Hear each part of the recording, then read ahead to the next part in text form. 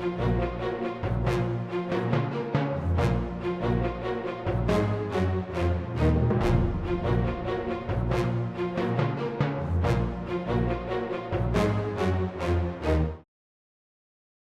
Iron Cross, a decoration that has become synonymous with the German military of 2 world wars.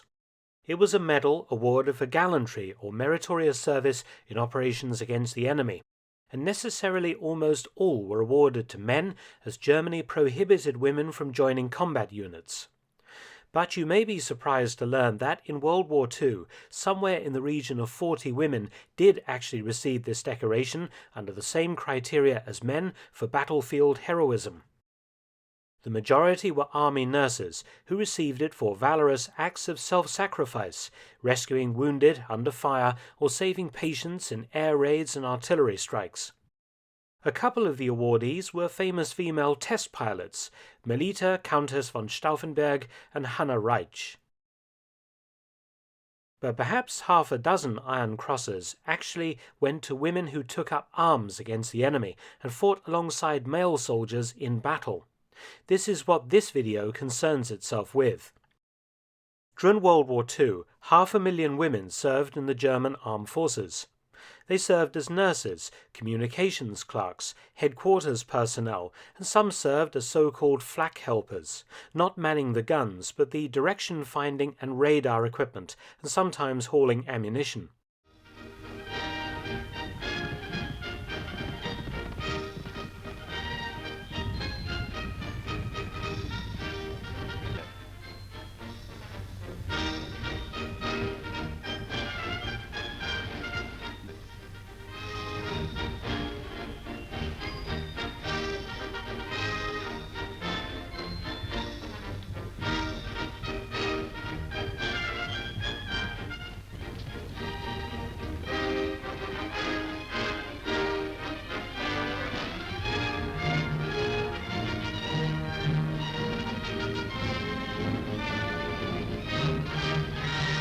Nazi Germany did not consider the front lines to be a suitable place for women, unlike the Soviet Union, which had all-women sniper teams, fighter and bomber squadrons, and anti-aircraft batteries.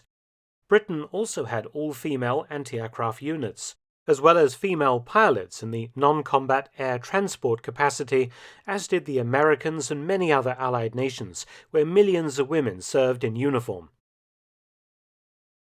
As defeat loomed large for Nazi Germany in the first months of 1945, the prohibition on women serving in combat was relaxed a little, and some women actually received arms training. Auch Frauen können diese Waffe mit Leichtigkeit bedienen.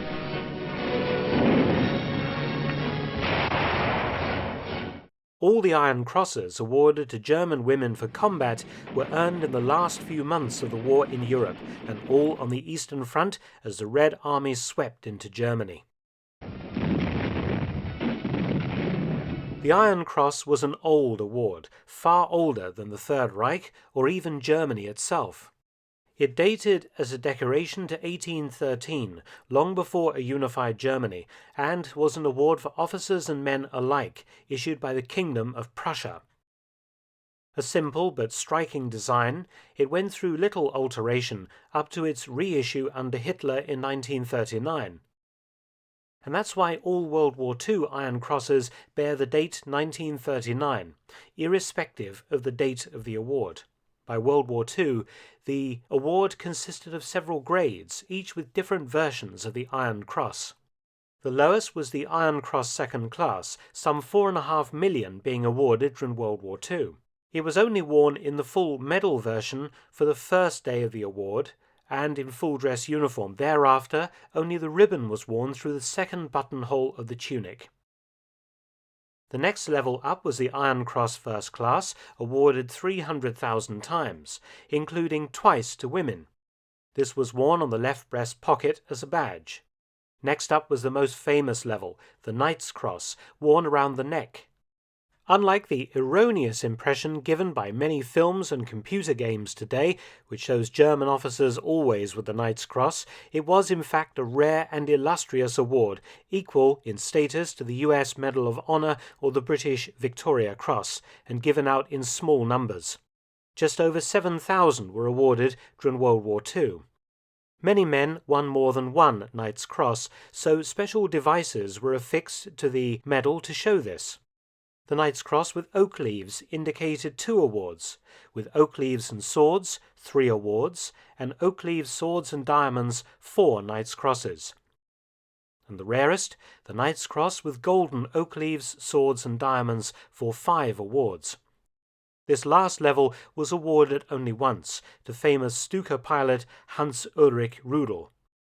But there was one more grade above the Knight's Cross, the Grand Cross of the Iron Cross, founded in 1813 and resurrected by the Nazis. The Grand Cross was also only awarded once in World War II, to Hermann Göring, head of the German Air Force. Regarding female recipients of the Iron Cross, records are incomplete, and due to the confusion of the last months of the war, a lot of material has been lost. But several combat actions do stand out and can be reconstructed. The Soviet advance west had reached the Oder River by early February 1945, and here the Red Army halted to consolidate the gains it had made in 3 weeks of heavy fighting through Poland and East Prussia. The Oder River was defended by a motley collection of worn-out infantry, panzergrenadier and panzer divisions, supported by a wide variety of emergency formations, including Volkssturm Home Guard units and Hitler Youths from towns on the river's west bank. The Red Army was regrouping for the final drive on Berlin, but continued to conduct local operations and strong patrol activities. Fürstenberg was one such river town to come under threat. The 2nd of April 1945, Soviet troops crossed the Oder to the north near Aurit and pushed into the Ziltendorfer Valley. On the 3rd of April, the 600-meter-long bridge at Fürstenberg was blown up in the nick of time, preventing a direct Soviet crossing at the town. The young pioneer who was killed setting off the charges, Justus Jürgensen, was subsequently awarded the Knight's Cross for his heroism and self-sacrifice. Red Army forces crossed the Oder on the 3rd of April, 1.5 kilometers south of the town at Lewitz. Fierce German resistance prevented the Soviets from unifying their 2 bridgeheads and isolating and capturing Fürstenberg. Commanding in the town was Major Kedzin of the 98th Grenadier Regiment. One of the women soldiers on duty was a signaller named Erna Hirsekorn. During the fighting around the town's perimeter, Hirsekorn, under her own initiative, armed herself and, leaving her post, which was under fire, gathered together a group of teenage Hitler Youth boys. Carrying rifles and Panzerfausts, Hirsekorn led the ad hoc battle group forward to reoccupy a village on the Fürstenberg perimeter that had been evacuated earlier, ordering her soldiers into defensive positions. It appears that Hirsekorn and the dozen Hitler Youths managed to hold the village for a while before being relieved by regular German troops. On the 5th of March 1945, Erna Hirsekorn, as we see here in this film, was awarded the Iron Cross Second Class for her leadership and courage under fire. One of the most dramatic examples of a woman entering combat in 1945 occurred at the town of Greifenhagen on the 12th of March during a fierce Soviet tank assault. Number 4 Battery, Heavy Flak Abteilung 326 of the Luftwaffe, was re-rolled to anti-tank defense, its 88mm guns having proved themselves to be formidable tank busters on several war fronts. The unit had been sent forward from Berlin and had 2 guns emplaced at Mescheren and 4 defending Greifenhagen. In command of one of the guns was Sergeant Herbert Junger, the gun covering a road southeast of the town. 30-year-old Hedwig Köttel's husband was one of Junger's gunners, and she had volunteered as a Luftwaffe flak helper.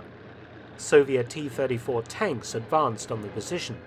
When the position came under fire, Köttel left her post and jumped on a bicycle and rode to the position. She began helping the wounded and hauling ammunition under heavy fire, making repeated trips as Junger kept the 88 in action, blasting the Soviet tanks. As crewmen were wounded, Köttel would give them first aid before resuming running out under fire to collect more shells.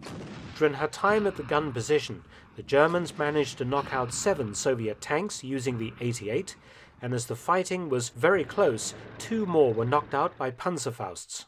Several crew members were wounded, and Köttel continued her duties until herself wounded by shrapnel and evacuated to hospital. Sergeant Junge kept the 88 in action until the following day, accounting in total for 13 tanks. He received the Knight's Cross, while Hedwig Köttel was awarded the Iron Cross Second Class and the Wound Badge in black. Unfortunately for historians, there isn't much surviving detail to the stories of other women awarded the Iron Cross in the last weeks of the war in combat, just citation dates and perhaps one sentence about what happened during the action.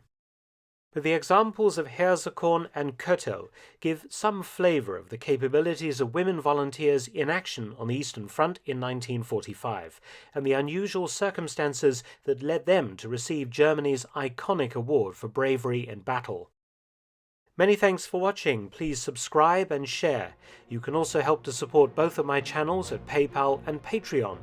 Details in the description box below.